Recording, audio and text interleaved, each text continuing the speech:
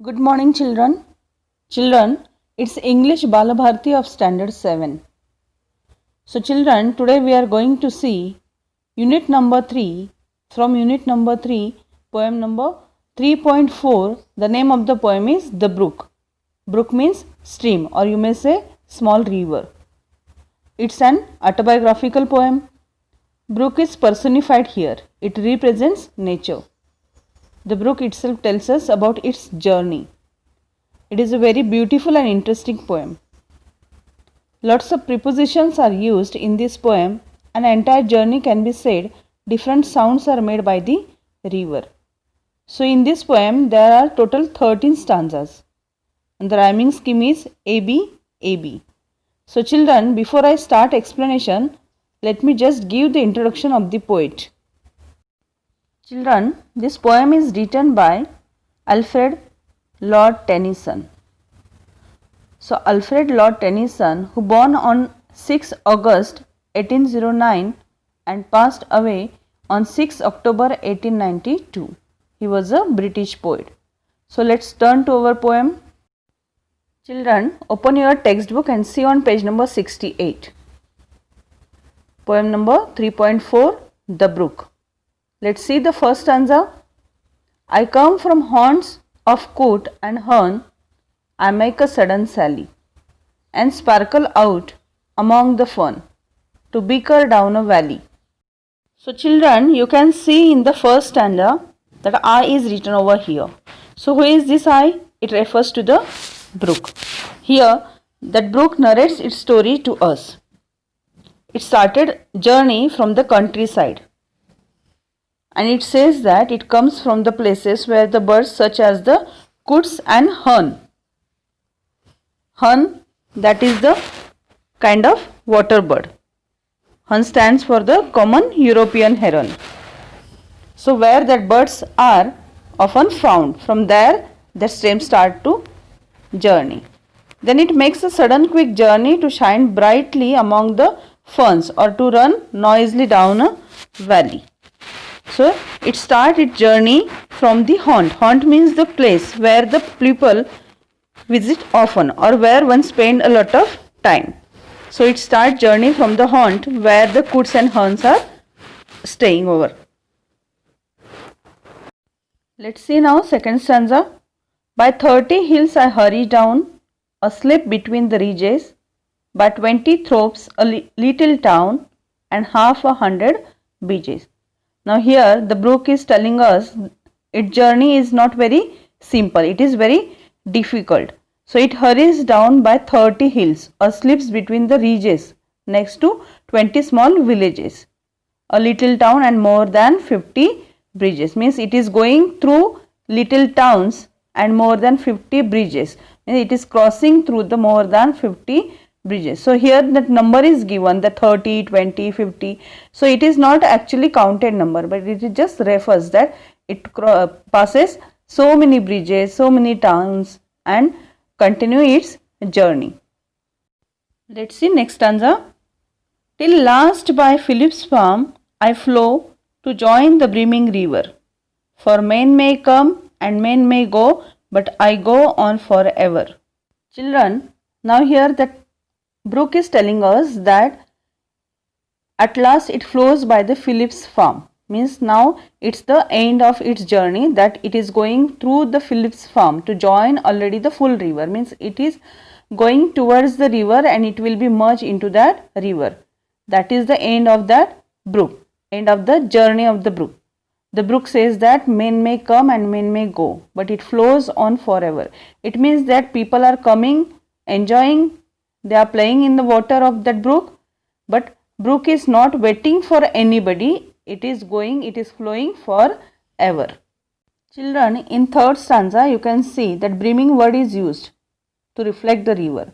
So brimming, that is an adjective which is used for the river. So what is the meaning of brimming? Brimming means that river is full of water. I chatter over stony ways in little sharps and trebles. I bubble into eating bays, I babble on the pebbles. From the first three stanza, that brook introduces us about its journey from the beginning to the end, from where it is started and where it will be end.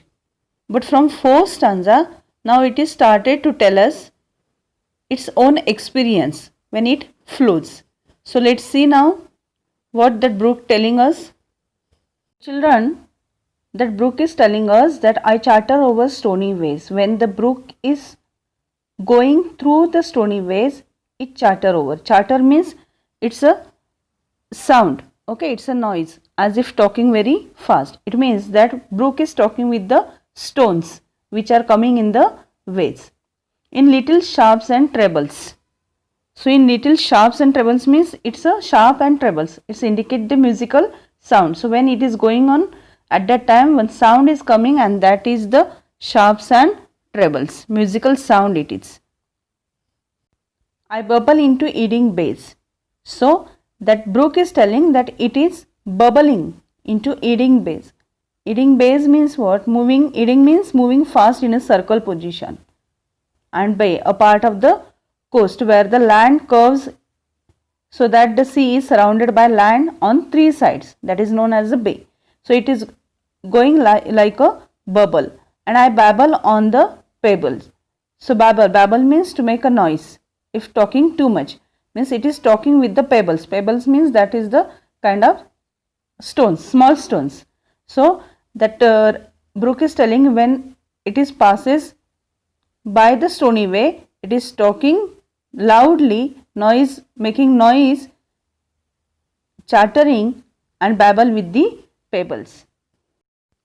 With many a curve my banks I ford, by many a field and fallow, and many a fairy foreland said, with willow weed and mallow. So children, in this stanza you can see the word fret. It means to make a noise as if complaining. And fallow, it means land that is not planted with crops, barren land. Fairy foreland, a scenic place that looks like a entrance to the fairyland. And willow weed. Willow weed means a tree that grows near the water and has long thin branches that hang down. Mallow means a plant with a purple flowers. So children, brook tells us that it travels with many curves, grumbling by the side of many fields or uncultivated patches of the land. And it passes by many fairy forelands that have willow weed or mallow. I chatter as I flow to join the brimming river. For men may come and men may go, but I go on forever. So it tells us that it chatters as it flows to join already the full river, brimming river. And the brook says that the men may come and men may go, but it flows on forever. Again, these two lines are repeated over here. So it tells us that men may come and men may go, means that people are coming, playing, using water, playing in water. But what is my duty? That I go on forever. So I am doing my duty punctually. Let's see on page number 69, the next stanza. I went about and in and out, with here a blossom selling, and here and there a lusty truth, and here and there a grelling. Some hard words are here in this stanza. So first of all we will see the meaning of that hard words. So first word, that is the blossom. So what is blossom? It means full of flowers. Next word is lusty trout. Lusty means healthy, and trout means a brown fish that lives in a rivers or lake. Next word, that is grelling. So it means that freshwater fish with a long haired dorsal fin. So brook wanted to tell us that it winds in and out while it flew, blossoms sail on it. Here and there you will find a lusty trout. It means when it is going through that time, you can see in that water lusty trout or grelling in the water of the brook. And here and there a foamy fleck upon me as I travel, with many a silvery water brick above the golden gravel. Children, foamy fleck. Foamy means full of mass of a very small bubbles form on the surface of a liquid. Flake. Flake means a small thin piece of something. And gravel. Gravel means small rounded stone, often mixed with the sand. So children, now the brook is telling us here and there you will find a foamy flake upon the brook as it travels. The water is coming by force, and because of that force, that water turn into the foam, and the brook is covered with that foam. Or many a silvery water break above the golden gravel. Gravel means round shaped stones. So that gravels are compared with golden color because sunshine, and because of that rays, that gravels are looking like golden color. And draw them all along and flow to join the brimming river, for men may come and men may go, but I go on forever. It draws them all along as it flows to join the already full river. The brook says that men may come and men may go, but it flows on forever. Slip, I slide, I gloom, I glance among my scheming swallows. I make the naked sunbeam dance against my sandy shallows.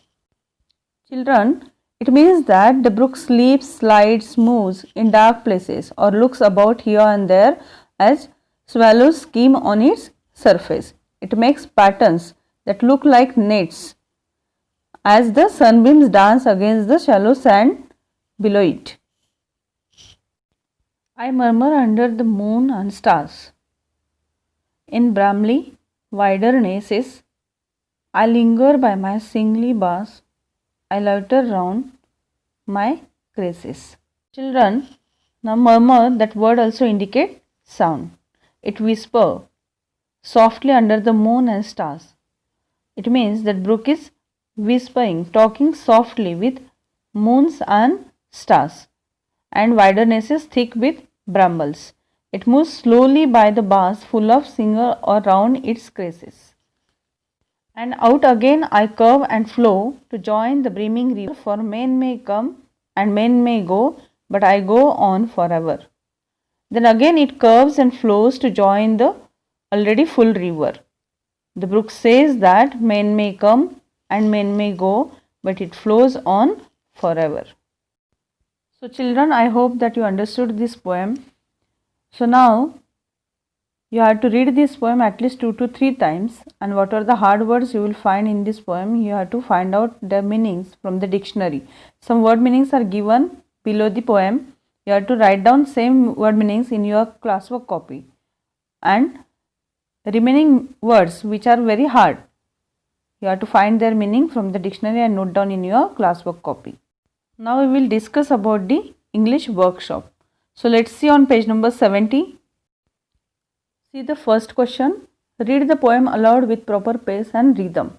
So now here you have to read this poem 2 to 3 times.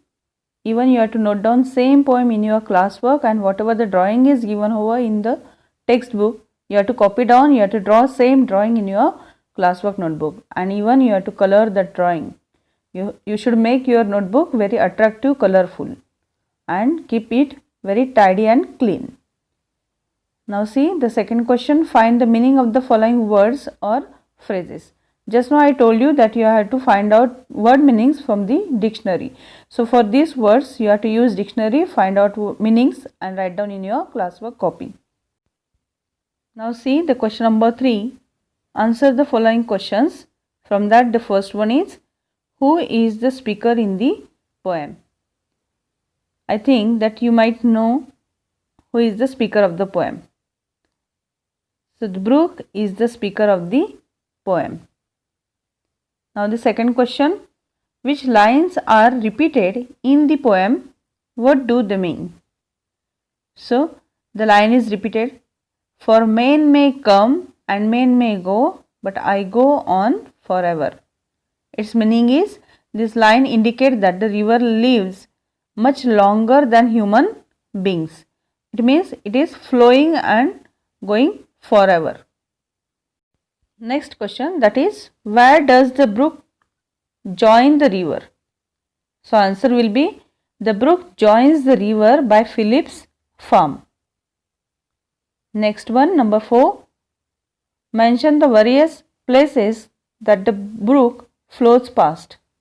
The answer is the brook flows past the haunts of coots and hern, the valley, hills, ridges, villages, bridges. You have to put comma in between these words.